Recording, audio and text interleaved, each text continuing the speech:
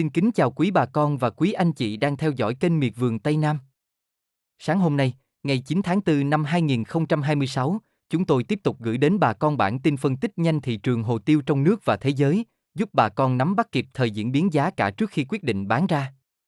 Thông tin được tổng hợp từ thực tế thị trường mới nhất, nhằm mang đến góc nhìn khách quan và sát với tình hình giao dịch hiện tại. Theo ghi nhận mới nhất, thị trường hồ tiêu thế giới trong những ngày đầu tháng vẫn duy trì trạng thái tương đối ổn định. Giá xuất khẩu tại các quốc gia sản xuất lớn chưa có biến động đáng kể, cho thấy nhu cầu tiêu thụ toàn cầu vẫn đang được giữ ở mức cân bằng. Đối với tiêu xuất khẩu của Việt Nam, mặt bằng giá tiếp tục đứng ở vùng cao so với nhiều năm trước, phản ánh vị thế cung ứng quan trọng của Việt Nam trên thị trường quốc tế. Tuy nhiên, tốc độ giao dịch hiện đang diễn ra khá thận trọng khi các đối tác nhập khẩu có xu hướng theo dõi thêm diễn biến nguồn cung trong khu vực. Ở thị trường trong nước, giá hồ tiêu sáng nay có xu hướng điều chỉnh nhẹ so với vùng đỉnh trước đó. Nguyên nhân chủ yếu đến từ việc nguồn cung vụ mới bắt đầu được đưa ra thị trường, làm tăng lượng hàng lưu thông trong ngắn hạn. Đây là diễn biến thường thấy vào giai đoạn đầu vụ khi nông dân và đại lý tiến hành bán ra để cân đối dòng tiền. Dù có sự hạ nhiệt nhẹ, nhưng nếu xét trên mặt bằng trung hạn, giá tiêu hiện vẫn đang duy trì ở mức khá tích cực so với giai đoạn giá thấp trước đây. Điều này cho thấy nền tảng cung cầu của ngành hồ tiêu vẫn tương đối ổn định, chưa xuất hiện dấu hiệu dư cung kéo dài.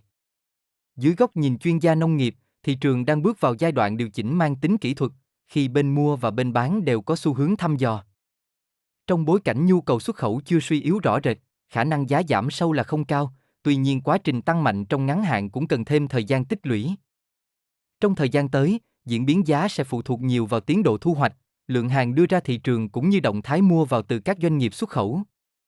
Khi nguồn cung ổn định trở lại, thị trường có thể hình thành xu hướng rõ ràng hơn.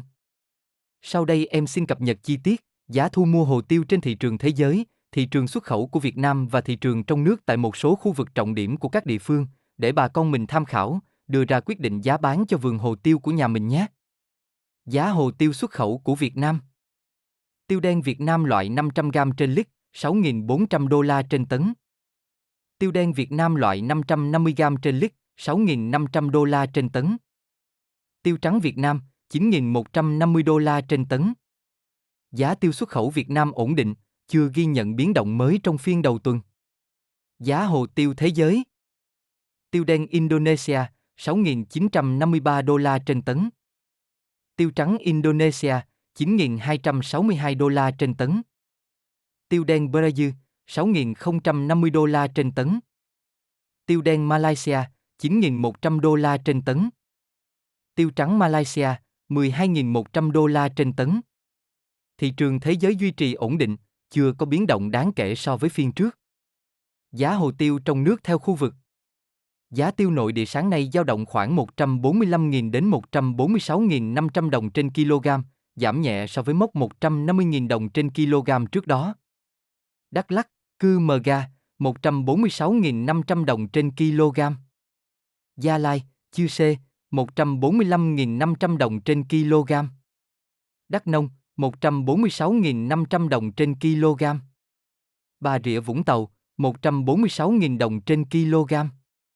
Bình Phước, 145.000 đồng trên kg. Đồng Nai, 145.000 đồng trên kg. Giá tiêu nội địa hiện vẫn duy trì vùng giá cao, dù đang chịu áp lực giảm từ nguồn cung mới.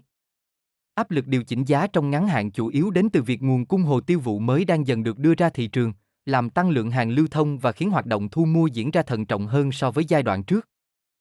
Mặc dù có sự suy giảm so với vùng giá cao gần đây, nhưng xét trên bình diện nhiều năm, mức giá hiện tại vẫn đang duy trì ở ngưỡng tích cực, phản ánh sự cải thiện đáng kể của cán cân cung cầu so với giai đoạn giá thấp trước đây. Diễn biến hiện tại cho thấy thị trường đang bước vào giai đoạn cân bằng lại sau chuỗi tăng trước đó, khi cả người bán và doanh nghiệp thu mua đều có xu hướng quan sát thêm tín hiệu từ sản lượng thực tế và nhu cầu xuất khẩu.